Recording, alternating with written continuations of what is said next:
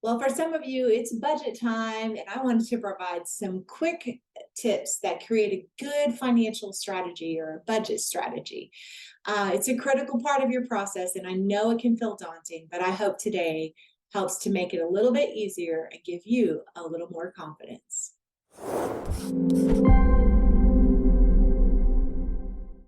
Hi, I'm Teresa Clark, and I'm a CPA with over 25 years worth of experience.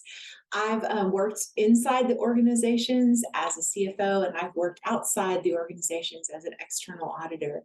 And I would say that my passion is to help nonprofits answer the money questions so that they can achieve their mission. You can think of me kind of like a strategic partner to help you master the money. To learn more, you can visit my website, teresaclark.com. Okay, so let's talk today about the things that you can be doing right now to begin your budget preparations for your new budget year. So as I'm recording this video, it's July, and I don't know what your year end is, but let's just say if it's December, you're right on time. If it's September, you're probably a little bit late. And if it was June, well, sorry about you. You need to get working hard. Okay. So the truth is, you probably want to start this process at least 4 or maybe 5 months out. All right. First step is you want to review with your key stakeholders. Okay, so that means invite those people who are very important voices in this process into the first conversation. That can include your board of directors, the program staff that are running the ministry and the functions on the front line, your finance team, and any other key stakeholders. I'm assuming executive directors are maybe who's watching this. So if that's you, you need to be there. If it's not you, make sure that person's in the room.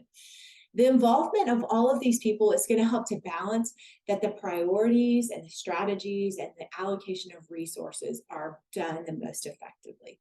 Okay, the second step is you want to set your goals.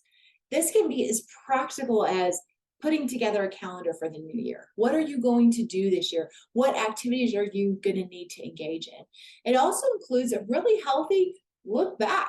How have we done?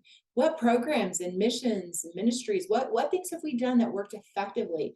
Are there some things we should stop doing? And what about, are there some things that we should start doing?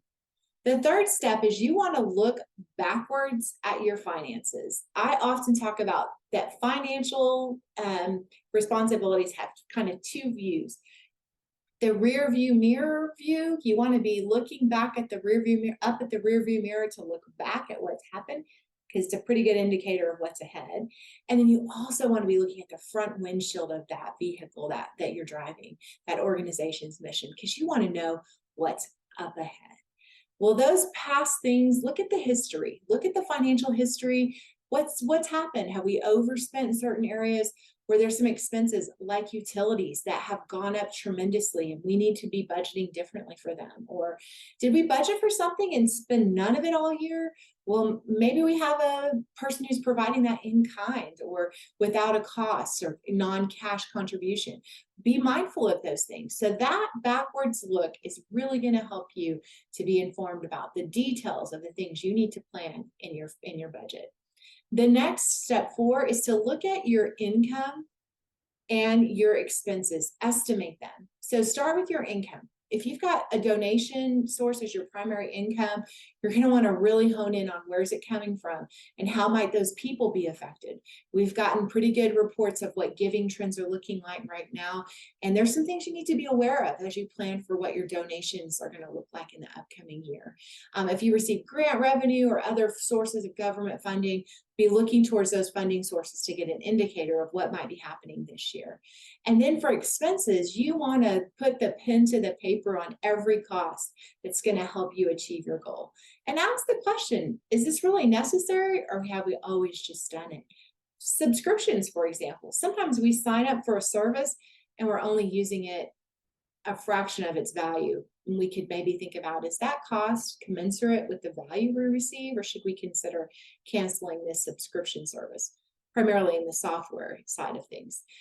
You might also be looking at your salaries. Get a really good look. I've got some other posts about personnel costs that you might want to check out. The cost of operating your facility. We talked about utilities and insurance, and then those other expenses that are directly associated with your programs.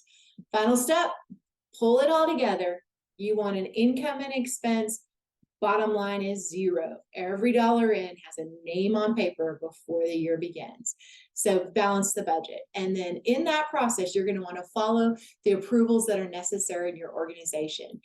Maybe you have an executive team that needs to review it, or a senior leader. And then, always, always, always, budget should be approved by your board. So make sure that's going to your board, and maybe in between you've got a finance committee.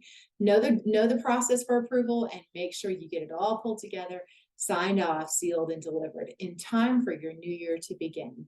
All right. Well, I hope this has been helpful. Excuse me. I've been happy to share it with you.